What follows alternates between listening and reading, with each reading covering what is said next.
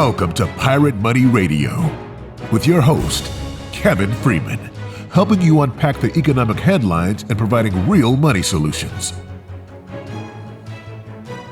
Good Saturday morning. I'm here with my colleague Mike Carter, and we have just returned from the Liberty University National Association of Christian Lawmakers meeting. Mike, good to have you here. Great to be here. It was a great event this last week. Oh, absolutely. We met some amazing thought leaders. What we're talking about are state legislators who are the lawmakers. They're public servants. They know they're public servants. They don't think there are bosses or controlling us, and they're looking out for believers. And we had some incredible interviews. I want to roll some of those interview clips that we had. The first one being Matt Krause, former lawmaker from Texas, thought leader. Some say he might be the governor of Texas someday. Wonderful friend, wonderful Christian man. You know Mike. And he's been one that's been involved with this from very early on. I mean, when you were first writing the book Game Plan and suggesting the bullion depository. So it's kind of fun to get that historical perspective in. Yeah, so let's roll that clip with Matt Krause and hear that interview. Amazing American. All right, we're here at the Liberty University at the National Association of Christian Lawmakers, and one of my favorite lawmakers, one I supported when he first ran for the Texas legislature, dear friend Matt Krause, works for First Liberty Institute. It's a huge blessing to know a great friend. It's so good to see you. It's good to see you. It's always good to be with you. You've been with us from the very beginning where we talked about Texas needing to be fiscally responsible. That's right. That's right. And you've heard about this crazy idea of making Texas having its own currency, almost from day one. That's right. It started off with the gold depository, really, when we worked on that when I first got into the legislature. We even worked on the Fiscal Risk Management Commission that we tried to put in Texas, which would have been very helpful right about now. We could have used that. And so when you brought this new transactional currency to light, I thought this is absolutely the thing Texas needs to do. It's a hand in glove to the depository because you and Gio, who is my state rep, and you helped get that passed, finally signed into law and built. That's right. Which we have it. But now we've got a beautiful depository, but we don't have any real easy way to use it. I mean, it's kind of, I'll send them my gold coins and they'll take care of them for me. But what we're talking about here is much more transactional, the ability to make Texas have its own currency. Now, you're an attorney. You've been in the legislature. Do you think it's viable? Absolutely. I mean, look at what you've already done in a short amount of time. Usually when a new idea pops up, it takes years to kind of germinate and people to get it. Y'all worked in the legislature in a couple of months and got it almost to the finish line the first time around, which is unheard of. You gave us some good advice and good guidance and good connections and good friendships, so that was a big help. That's how much I believe in it. I feel like I've heard you say it over and over again. This is kind of like our only option to fight back some of the bigger forces that are at play, whether it's in our country or internationally. So if Texas does not do this and other states do not look at doing something like this, we're going to be in a world of hurt. Well, we've got the national debt, that's one threat. We've got inflation, that's the second threat. We've got foreign nations wanting to target our currency, and then central bank digital currency, which really scares me because I think constitutionally, and you've studied the Constitution, I think the federal government has the authority to do it. The question is, will we stand up? That's right. That's exactly right. And that's what I love about your approach. A lot of people have these fanciful ideas that sound good in theory, but may not be good in application or constitutional. Yours actually is a dead set constitutional approach to ensure that we keep some of the currency in our power and in our hands and can do what we want to with it. That's why I think it's a game changer. I think the founders actually put this in for that purpose. I've talked to David and Tim Barton about it and Bill Federer, and they're like, no, this is actually the reason they left that in there, because they were afraid the federal government would go off the rails. That's right. You look at all the anti-federalist debates and all their fears. This was one of their biggest fears. And I give you a lot of credit because a lot of people are waking up to the recession or the inflation or the digital currency. You've been talking about this for years, just saying it's good, smart, fiscal sound policy. We should be doing it. But now that there's an emergency, it makes it even more important that we get something like this done. Well, it kind of emanates from the work I did with the Defense Department. This is the natural next step in economic warfare, is to destroy a currency. Great civilizations that die, for example, the Roman Empire, they die from failed currency. The denarius was 95% silver in 68 AD, and by 268 AD, it was 5% silver, and that was a death knell for that society. That's right, and a lot of people have not thought about economic warfare like you have, but this isn't anything new for you. This has been decades of research, and so that's one thing I appreciate about you, and one of the reasons I think it was so well received at the legislature. This is a very well thought out plan. This isn't some lark. This isn't something that's just kind of a fly-by-night, why don't we take a chance on this? This is a very sound approach to ensuring that we have some kind of currency that we can hold, we can own, and keep sufficient in the days to come. Well, thanks to you and a lot of the friends that you introduced us to, we made the top 15 legislative priorities. We're 2 places in the Republican platform, so I think they're going to take us seriously this time. Absolutely. And if we get it entered on the first day, and Senator Hughes, who entered it on the last day in the last session, said, no, we're doing it much earlier. I'll try and get it to my committee, and we won't have a freshman in the House. You were a freshman. It's hard to introduce legislation as a freshman. But I think that shows the viability and the genius of the plan. Representative Dorazio, great member, did a great job, but it was a late bill by a freshman, and he still almost got it through the process. And so that shows that, and this is something that's bipartisan too. I mean, you think about it, this is not a Republican or a Democrat issue. This is a Texan issue that'll be to the benefit of all Texans from all walks of life. I think that's why it resounds so well, and I think that's why you're going to get across the finish line. Did you work with Representative Raymond? Oh, yes. He's a guy, when we met with him, he said, look, I care about people. Yeah. And I care that the average working person can't go out and buy gold. They don't know how to buy it, where to buy it. They don't know how to spend it, don't know what to do anything. But he said, put all the other stuff aside. If you care about people, you should do this. And so he took what I thought was a very honorable Democrat position. Absolutely. And said, I care about my constituents and this will benefit them. That's right. And we're starting to see people be penalized for using cash in transactions. They're leading you towards the credit cards that already have trillion-dollar deficits. This is one of those ways for whoever you are in any walk of life, you can use something that you have security in when you're paying for things, not be penalized, and know that your money is being stored in a safe and secure way. And it's very efficient. We're all used to it. It's electronic. So anyway, thank you for your help. Thank you for all your help in the next session. I look forward to being at the governor's signing session with you next session on this bill. It'll be awesome. Great. Thanks, Matt. You know what we were doing? We were talking with Matt about the transactional gold and silver plan, Mike, that you've been helping us promote in 20 plus states across the nation. It started in Texas. Matt was one of the original thought leaders in the Texas legislature. But if people want to understand what that plan is, they can get more information by visiting piratemoneybook.com, where it kind of lays it out, or transactionalgold.com.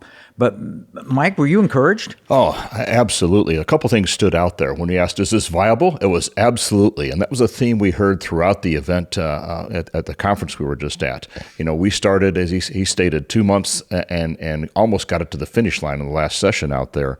But I think what's really encouraging was the recognition that this wasn't just an idea of the month. This is something that really has built upon your expertise in economic warfare, the thought that's been put into this, and we're seeing that now in the momentum that we heard, not just from Matt, not just from the other 3 or 4 people we're going to have here today, but through multiple legislators across the country. Yeah, they had 28 states, I think, represented at the NACL, National Association of Christian Lawmakers, and they see this as a financial arc, a way for believers to protect their money by putting it in something state-based that allows them to transact, and it's held in the form of gold and silver. This is Pirate Money Radio. That's why we call it Pirate Money, because it's about silver pieces of 8 and gold doubloons, which is what our founders thought was real money, just made modern with a debit card where you can spend it at the grocery store, you can buy a movie ticket, you can pay your employees with it. All we need is some legislation, and we have some Christian lawmakers who want to make that legislation a reality. Absolutely, and this was just 28 of them. There's more than that we're talking to right now that aren't even part of this group and this organization. So again, the fact that this has gone from an idea to a movement is really encouraging. And we hear the enthusiasm across the board from multiple legislators. It's exciting. I believe it's happening. And thank you to the audience members that are reaching out to their legislators and saying, hey, we want this done in our state. Right. You can get more information at transactionalgold.com. Hey, we've got 3 exciting interviews coming up. One of them with the representative from Florida, Doug Bankson, another from a representative from Alaska, Sarah Vance, and the third one is Representative representative from Texas, Mark Dorazio, the guy that first entered the legislation for transactional gold and silver here in the great state of Texas. So join us right after the break, and we'll dive into the next interview and see where we're going to win in Florida.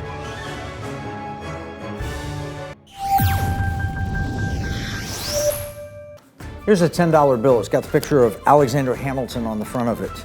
You know, it's kind of sad. When I was 10 years old, everything that I could buy for $1 now costs about $10. That's the cost of inflation. It's just paper. It's not backed by anything. You can't exchange it for gold and silver. You used to, but you can't do that anymore. And that's unfortunate. You know, pirates wouldn't accept this. Pirates, they wanted gold and silver. Patriots, the founders of this nation, also wanted gold and silver coin. In fact, they put a provision in the Constitution, 17 words, that said states could only make gold and silver coins tender within the states. That's why I wrote this new book, Pirate Money, Discovering the Founders' Hidden Plan for Economic Justice and Defeating the Great Reset. It will explain exactly the history of money and exactly why gold and silver coins can be made modern with new technology and a useful monetary system. PirateMoneyBook.com.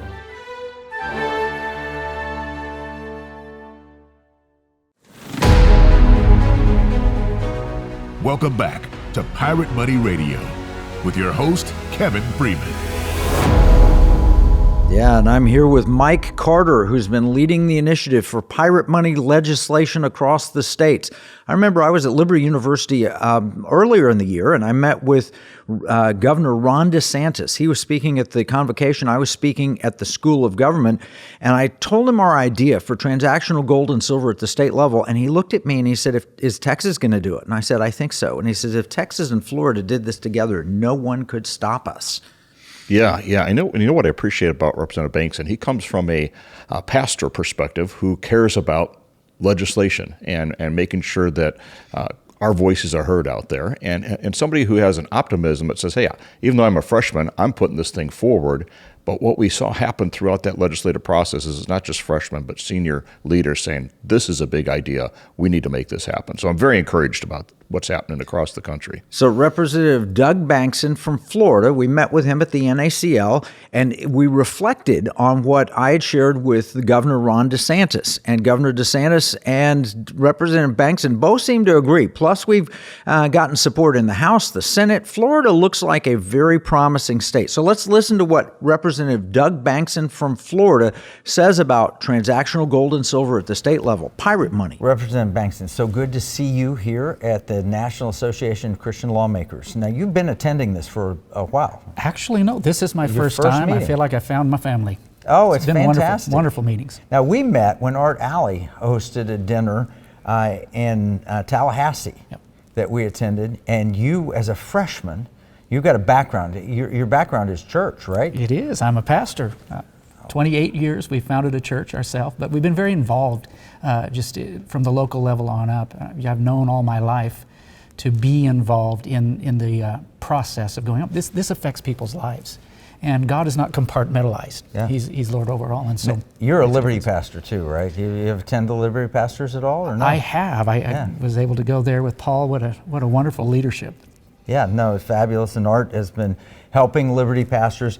And what would you say to somebody who's another pastor who says, I don't want to get involved in politics? How would you answer that? Well, you know, I think that's something that began in the 1500s, the Pietism movement, which was started, and they were cast out of the church as heretics back at the time.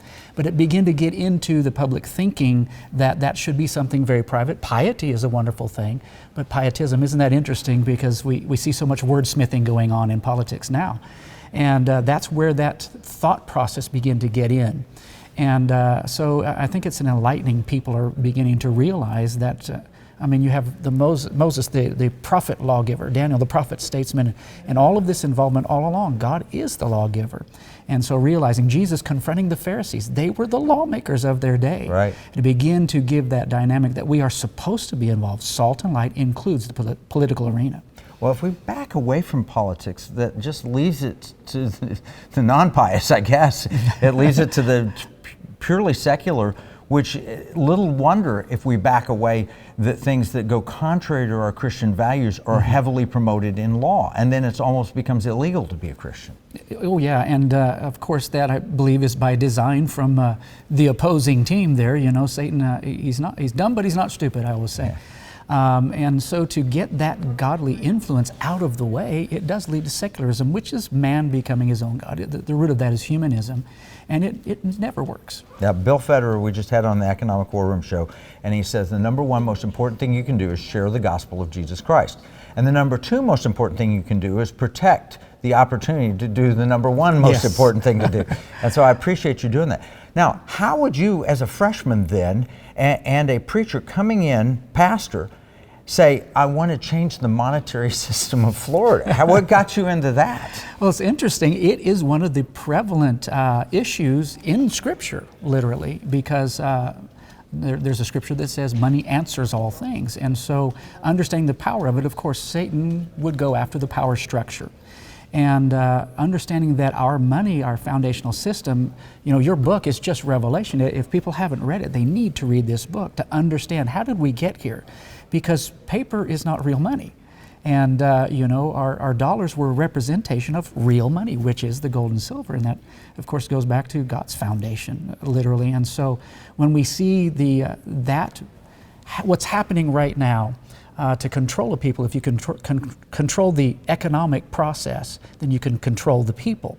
And so to take control of the money system literally is that pathway that begins to take back the control.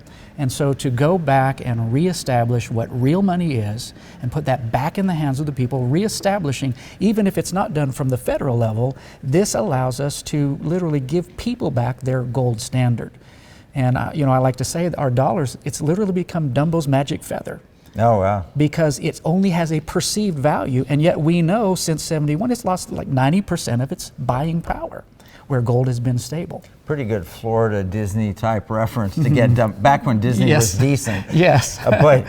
But you're so right. The Bible, Genesis to Revelation, it talks about gold and silver, gold and silver, gold and silver. Gold and silver will not provide salvation. Nope. It cannot heal you. It can buy medical care, but it can't heal you. It can't buy you relationships, and you can't take it with you. But it does a lot of good stuff. It does. And dishonest weights and measures, what does the Bible say about those? Oh, God hates that, because He cares about the minority group. You know, we hear so much of that used politically and literally used to produce a political agenda, but God cares about the poor. That's what I love about this. It's the true equalizer. It allows everyone to be able to own gold and silver and utilize it and not be taxed. Yes. Yeah. No, and a dishonest weight and measure, few people realize that was absolutely straight on money. Oh yeah. A dishonest weight or measure was because a coin is a unit of measure and it's a weight of metal. Yes. At least it was in Bible days. And when they removed that, and that's what happened in Rome when they removed it, the denarius in 68 AD to 268 AD went from 95% silver to 5% silver. Soldiers would drop the coins to hear what it sounded like, and the sound of money, they knew what real money was like. And we've got chocolate coins, you drop them, they sound like chocolate. Yeah. Thud. But you drop a real silver coin, it sounds different. Yeah. God hates dishonesty. Yes. And this is our federal government acting dishonestly. You know, I play a clip, people have seen it, where it's Jared Bernstein, who's the chief economic advisor to President Biden, 3.5 years as president, 8 years as vice president, and they're trying to explain this and see if you can explain it. We print money, right? Okay, then why do we borrow money? Yeah. We print money? Exactly. Hey, Jared couldn't explain it. Yeah. The reason is there's this Federal Reserve that sits in between the printing of money and the borrowing and lending to the government. So we're in debt even though we're the ones who print the money. There's something not right about that. Something fishy there, absolutely. Yeah. And it goes back to the controlling a population, and we need to be about liberty. This is bringing back fiscal, foundational liberty to people. So how do you see this working? Explain it how one of your constituents in Florida says, all right, I want gold and silver, but where do I store it? How do I buy it? What do I do with it? Do I have to pawn it when I need money out of it? How does it work? Well, again, you're the master, so you're teeing this up for me, but you can correct me if I miss anything. Bottom line is, of course, gold and silver, as it's declared legal tender. That's what's printed on our bills. This bill is legal tender, so the government is recognizing that to have the function of cash. So it brings back that function back to gold and silver. It removes it from being simply a commodity, which then you have to transfer to dollars to actually have it functional, and then you're taxed again on that. It's just another way to get the pound of flesh. So creating gold and silver as a legal tender now creates it with the ability as cash. Again, then that second element, having the depository. And what we had looked at in the state of Florida, I'm a low tax guy, and rather than us having to rebuild that, we know that Texas has a great depository. There's others, whether it's Brink's, different ones. You could outsource that we can without outsource having to build that. it. Exactly, and so it's not reinventing the wheel. It's really working together, and it again then brings the tax burden down on people in another way. The state could make a little money off this. And it can with every transaction. Of course, when you use a credit card now, there's a transaction. So literally we can split those fees. So instead of it costing, it actually gains resources for the state. But then that third functional element, utilizing a debit card as we do with our dollars that are losing value while they're in the bank, where gold and silver will maintain and have increased their buying power because of the falling dollar. Again, the fact that the dollar is under attack worldwide. We need to shore this up. We need to strengthen this. And one of the biggest things to me is pushing back on this central bank digital currency, literally taking all the control. Government should not be in control and in charge of what we buy and sell. Now, you passed a law in the legislature, and the governor signed it, that says we do not recognize central bank digital currencies. That happened. The problem I have with that, and I think it's the right thing to do, and congratulate you for doing it. The problem I have with that is the Constitution allows the Congress to coin money. It's very easy for a court to say, well, that's essentially coining money, and it's allowed, and Florida can't say no. But Florida has that opt-out. That option where you can make it where people can hold gold or silver in a depository and spend it. A lot of people say, well, I want to hold my gold in my own hand. If you don't hold it in your own hand, you don't own it. And I said, well, I've got a lot of dollars that I keep in a bank in Texas. I don't hold them in my own hand, but I can spend them. I can write checks. I can spend them electronically and so forth. So I think you've got a good plan. I think Florida, you think you got a chance this we're going to get it across that line. I love that. Again, this first year was really more educational for elected officials. It's not a new concept, but it is new to people who aren't familiar with that. It was new to me when I heard that. But thankfully, our forefathers, just with that wisdom and foresight, placed that in there. So it really, again, is something that as we went through the first session, we were able to help develop that, people understanding how this all works. And everyone that did across the aisle as well. This is bipartisan because this is a people issue. This just meets people where they live. And it also, in the state of Florida, it would remove that taxation on buying less than $500. That's immoral, that you're taxing poor people buying gold and rich people don't have to pay tax on it. That's kind of crazy. It really is. Well, I congratulate you for advancing the legislation, for popularizing it. You've shown people, you've used it on the commercial basis and shown people this is how easy it works. Yes. Thank you for all that you're doing, Representative Bankson. Well, thank you. It's a privilege to be a part of this groundswell, this movement across America. All right. Well, blessings to you. All right. Great opportunity to talk with Representative Doug Bankson in Florida. They say they're going to get it across the finish line. He's referring to a plan that we hatched. And if you want more information, you can get at piratemoneybook.com the plan, the book he read and so forth. But did you notice he really is concerned about central bank digital currencies, Mike? Yeah, he said if you can control the economic process, you can control the people. We're going to cover that next week here on Pirate Money Radio, go into great detail explaining what central bank digital currencies. But after this break, we'll come back with an Alaska State Representative, Sarah Vance, who thinks she'll get this across the finish line in Alaska. In uncertain times, finding stability in the economy can feel challenging. But what if you could navigate economic volatility while honoring your biblical values? At Timothy Plan, they believe this balance is possible. Timothy Plan filters its volatility-weighted ETFs and family of mutual funds through a biblical pro-life and pro-family lens, so you can see competitive returns and moral responsibility, helping you to weather the economic storms. With Timothy Plan, align your investments with your values while adapting to our ever-changing culture. Since 1994, Timothy Plan has been recognized leader in biblically responsible investing. Timothy Plan, your bridge between faith, finances, and the future. Visit timothyplan.com or call 1-800-TIM-PLAN or 1-800-846-7526. Investing includes risk, including possible loss of principal. Before investing, carefully consider a fund's investment objectives, risks, charges, and expenses contained in the prospectus available at timothyplan.com. Pirate Money Radio, helping you give, spend, and invest in ways that align with liberty, security, and values. Welcome back with your host, Kevin Freeman. You know, we've been playing some interviews. We played former Representative Matt Krause, who works with First Liberty Institute, and then he's from Texas, and then we played an interview with Doug Bankson, representative, and a pastor out of Florida. Great guys.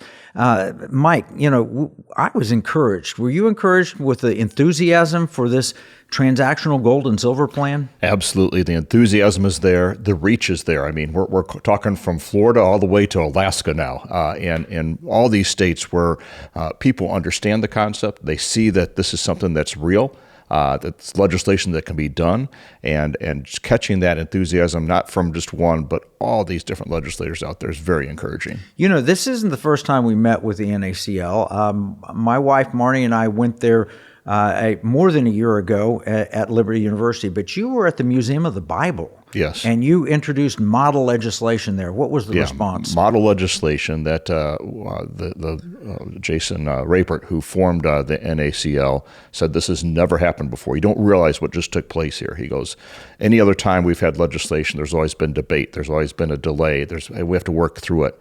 When they saw the transactional gold and silver legislation, it was the first time it was unanimously approved, and people said, we got to move forward with this. And we're seeing that momentum carry on, 6 months later from that last meeting, but the enthusiasm level is off the charts to say, we're going to get this done. You know, it was fun because while you were there at the Museum of the Bible, you handed a book to my friend Janet Folger, and she has her own radio program, and brilliant lady.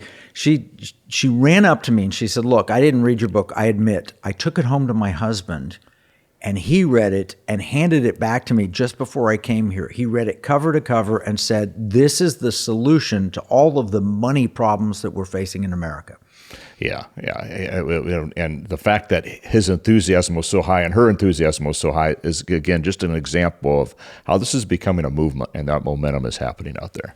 Well, you know, if we let money go out of our control, we won't be able to do the good things with it. Jesus said, if you don't get the money part right, Luke 16:11, you will not be trusted with true riches. And, you know, there are really only three things you can do with your money. You can give it, you can spend it, you can invest it. Here at Pirate Money Radio, we work to explain solutions that support all three areas in a way that supports liberty, security, and values. Patriot Mobile, a mobile phone company that supports the Pirate Money Radio program, uses U.S. carriers, including AT&T, Verizon, and T-Mobile, and operates on both Apple and Android phones. More information about the Economic War Room is the sponsor of this show, and Patriot Mobile is available at piratemoneyradio.com/AFR. That's piratemoneyradio.com/AFR. So we're talking money. We're here with Mike Carter. We've been doing interviews. We've played an interview with Matt Krause from Texas and Representative Doug Bankson from Florida.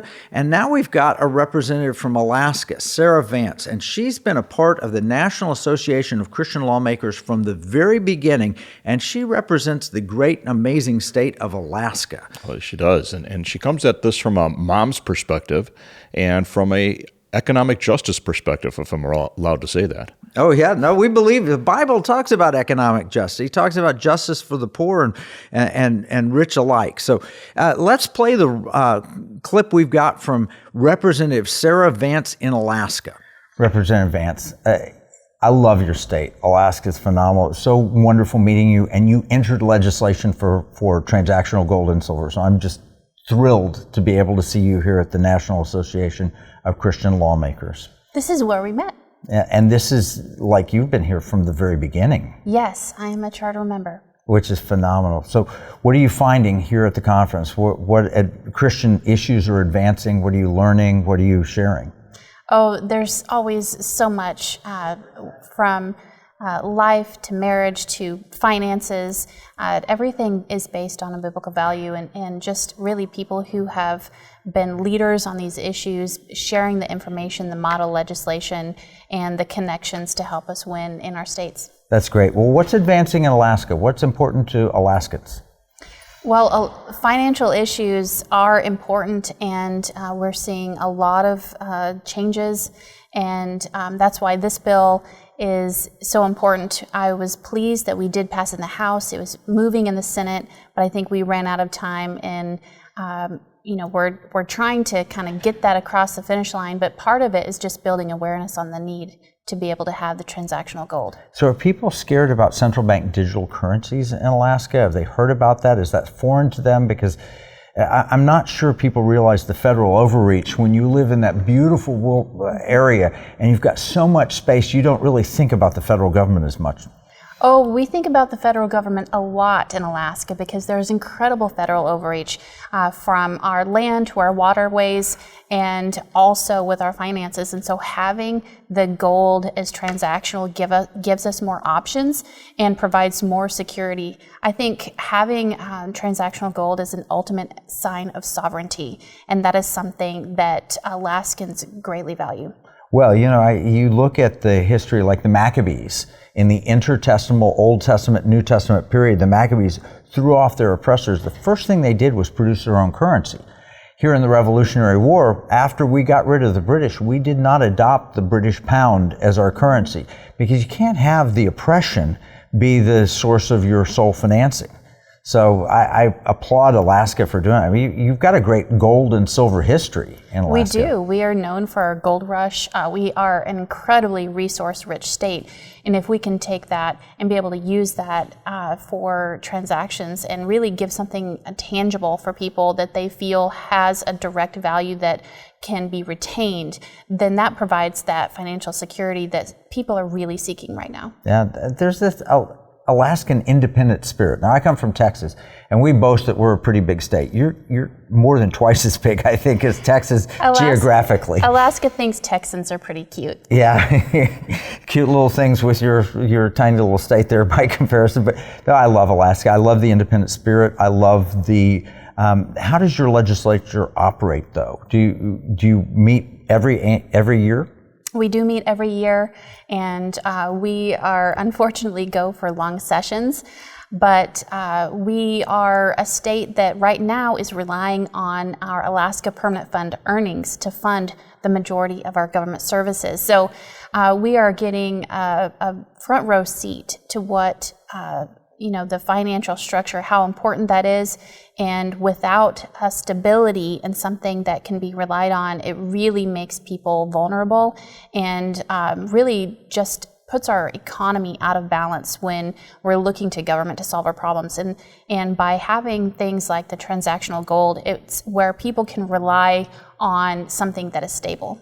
Yeah, have you felt the inflation impact during the Biden years? Is in Alaska as bad as it is everywhere else? Oh, absolutely. And on the Kenai Peninsula where I live, pre-COVID, we had a 24% higher cost of living than the national rate.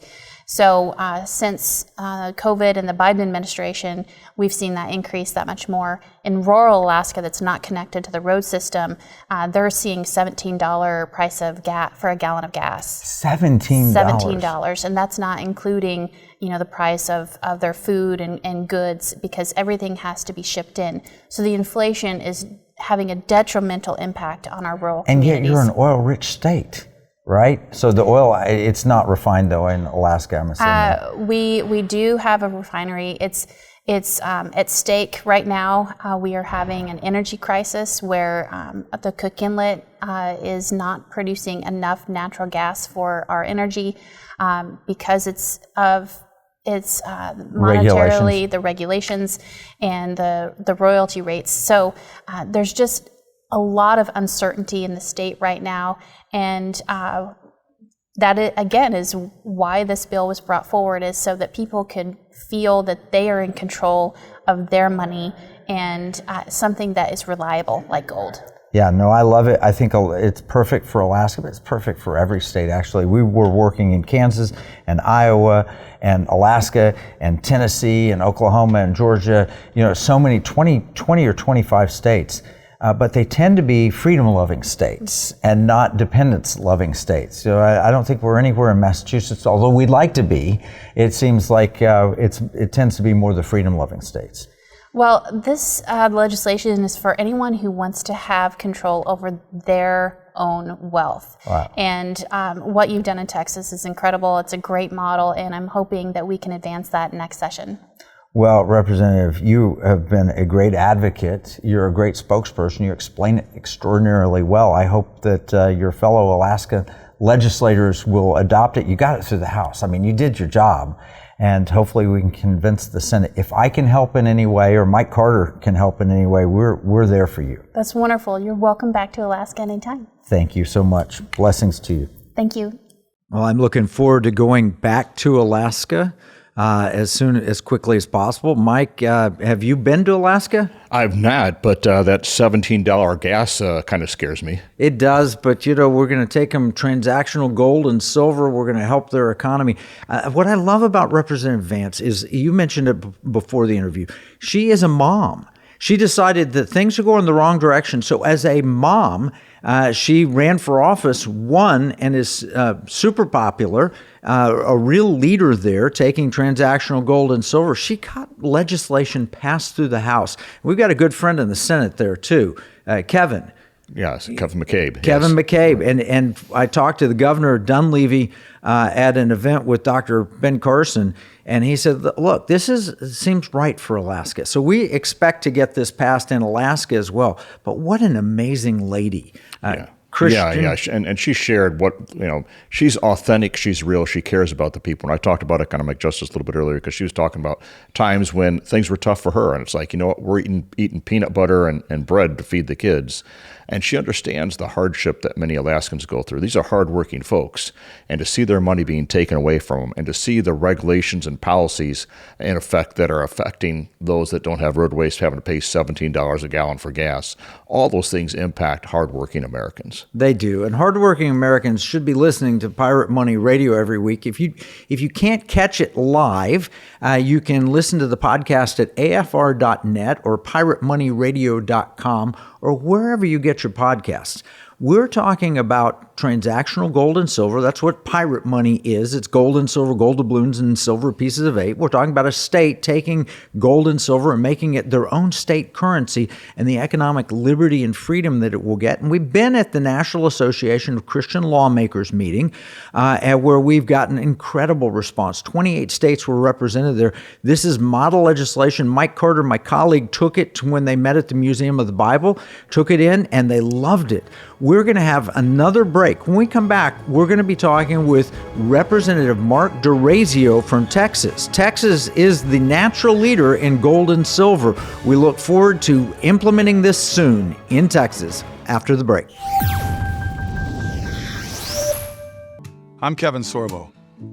When you spend money, you consider who you're buying from and the causes they support. If you don't, then you're likely supporting companies that are trying to destroy our country and take away our freedoms. Patriot Mobile is America's only Christian conservative wireless provider. They're a cell phone company, and a good one. They offer nationwide coverage on the best 4G and 5G networks, along with 100% US-based customer support. But here's the deal. Patriot Mobile's mission has nothing to do with cell phones. They carry out their mission by giving back millions of dollars every year to Christian conservative causes that are actively engaged in the fight to save America. Voting is no longer enough to beat the woke. We have to band together, support like-minded companies, and vote with our dollars. That's how we win. Stop supporting companies that want to destroy America and join Patriot Mobile today by visiting patriotmobile.com or call 972-PATRIOT. Washington said paper money opens the door to every species of fraud and injustice. Jefferson said paper is poverty. Hamilton said to emit an unfunded paper as the sign of value ought not to continue a formal part of the Constitution. The founders hated paper money, so they put a pirate money clause in the Constitution for our state to use. Learn more at transactionalgold.com. Pirate Money Radio, helping you give, spend, and invest in ways that align with liberty, security, and values. Welcome back with your host, Kevin Freeman. And also Mike, the great Mike Carter, who's been leading the Pirate Money Initiative into more than 24 states. And we're making progress with this. And if you want to understand it more, you can learn and get more information at piratemoneybook.com, which is the book that explains the basis, or transactionalgold.com. Or if you have questions, you can send them to us at afr@piratemoneyradio.com. Mike, how'd you feel about that conference? Again, great conference, super enthusiasm, and just fun. You know, we're wearing our Pirate Money shirts today, and the enthusiasm as we were traveling wearing these, and people said, what is Pirate Money? How do I find out more about that? This is a movement, and it's exciting to see where it's going. We're going to get this across the finish line. Well, finish line in Texas is going to require Representative Mark Dorazio. We had a chance to interview him. Let's play that interview. So Representative Dorazio, it's so good to see you. We were together at the Texas State Convention, and here we are at the National Association of Christian Lawmakers. And you're a hero. You're a hero to me, but you're a hero here. You stood up for transactional gold and silver. Well, you know, Kevin, I appreciate that, and I appreciate everything you're doing. And what has made this thing so successful is the people that came behind us and the research that was done for this. And I've always had a love for gold and silver ever since I was a newspaper boy in Pennsylvania. It was, every time I get a silver quarter, I'd always keep it. Or a silver certificate, I'd always keep it. And you know, that's where I learned to go door to door. And, you know, with what we had experienced at the convention, and I know those people, and those people know us all over the state, and they were excited to see what we were doing, and we gave them hope. And it was what you had done and documented it in the Pirate Money book that made it so fun for everybody. And whenever I was on the House floor, I used your examples in this book of The Wizard of Oz. Oh, yeah. And whenever we were on the floor, we were, you know, I was asked a few questions about leprechauns, and it was done by a Democrat, and I needed to get this one bill passed, and he said, can I ask you a few questions about leprechauns? And I said, I don't know much about leprechauns. I used to have one working for me, and we called so we called him the leprechaun. And so one day, the story that we related to him, one day, the leprechaun was very aggravated at the city, and so he was going to sue the city for making the sidewalks too high. Because every time he would carry his pot of gold, his butt would drag on the sidewalk, and he felt that they made him too high. And so with that story, everybody started laughing. Yeah. So where's Dorazio going with this? And by the time we were done, the whole house was just enthralled with our interchange about leprechauns. I had no signatures whatsoever on that bill. No co-authors, no joint authors. And there was not even a sheet filled up, and everybody was just enthralled. So I ran into the back. I got the Leg Council to make me a couple of sheets, and I went up and down the rows. The most liberal Democrats signed on to this bill. I think I got 40 or 50 signatures on that bill. That's amazing. You know what we found is that when you talk to the people, They get it, they want it. You go to Chick-fil-A and you talk to the person behind the counter and say, can I pay in gold? And I say, how does that work? And you explain to them, I want that. Can I get paid in gold? When you talk to Uber driver, when you talk to somebody delivering the mail or whatever, they all want it. But when I talk to the sophisticated people, oh, we don't need that. What do we have? And I think that's why it's got this appeal, because the populist movement, both Republican and Democrat, they see something wrong and they want a solution. And I think that's where your appeal was. I mean, you went further in the Texas House than I think anybody ever expected as a freshman with an unknown complex idea, and you simplified it and brought it home. It's just amazing. It was, and we had to bring it down home, just like you said, to where people live. What good is gold and silver if you can't spend it?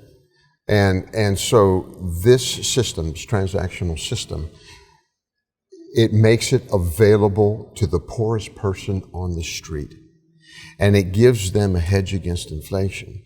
And when I went to the Democrats and was going up and down the aisle and talking to them about it, and about how it would help the constituents, how it would help people actually be able to save an asset to work themselves out of a poverty situation, they got it. Yeah, well, you've seen it. We've used the commercial application. You can buy a penny's worth of gold. I do it all the time. I'll show up and say, hey, $0 to $10, tell me how much gold to buy. I hear one of your fellow legislators, he says, show me how it works. So I said, give me a number. He said, $9.40. So I bought $9.40, and you know, the fee on it was 4 cents. I said, tell me what person can't afford $9.40 in gold. And that's what makes it so practical. It makes it practical and the hedge against inflation. And you know, I have a company, and we do paychecks every other week. And I see how hard these guys work. I mean, we're in the ditches. We are laying pipe. We are pouring concrete.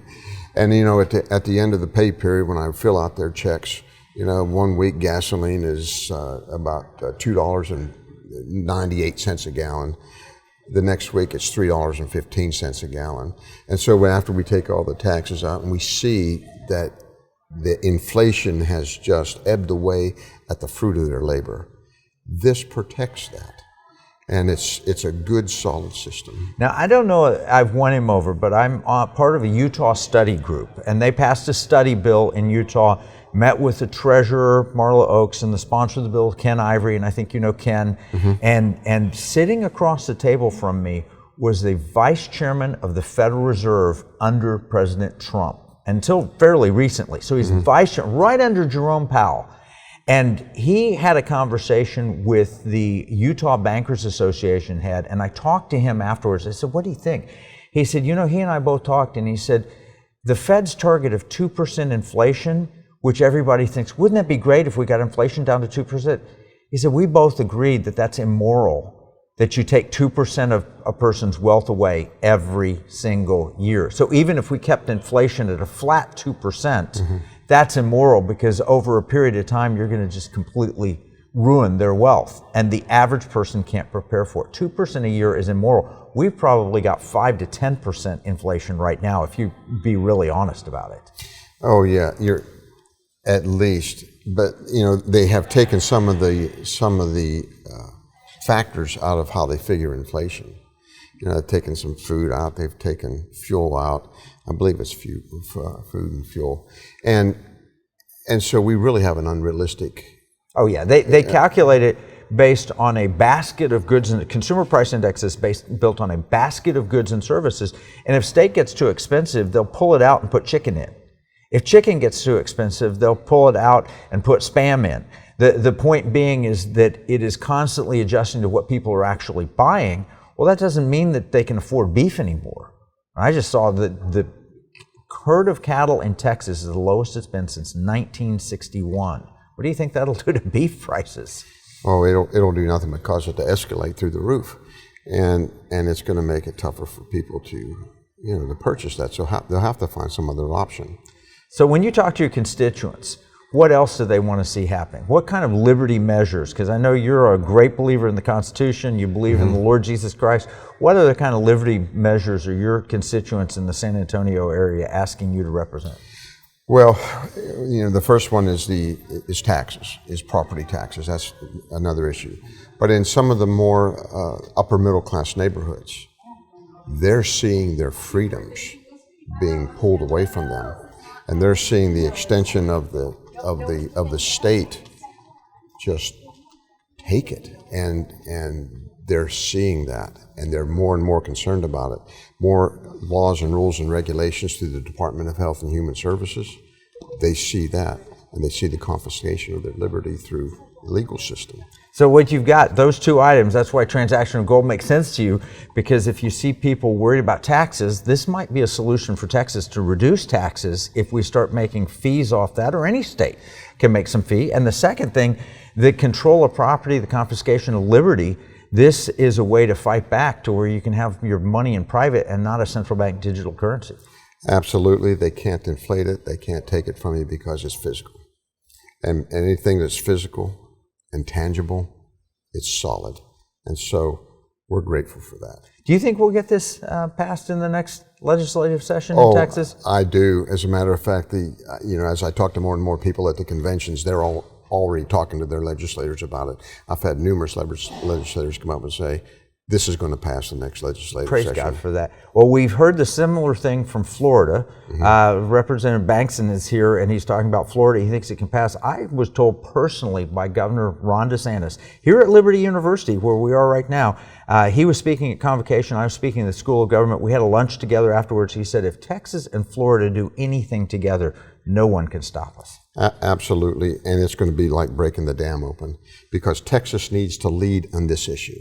Texas has the financial strength to be able to withstand any kind of glitches that might come up, but once it gets in the process, we are golden. Well, thank you, Representative Mark Dorazio. God bless you. Thank you. We were talking to three sitting state legislators, Florida, Alaska, and Texas, and we talked to a real leader, Matt Krause, a former legislator. Bottom line is they think that pirate money can happen. If you want to get more information about pirate money, you go to piratemoneybook.com that lays out all the plan.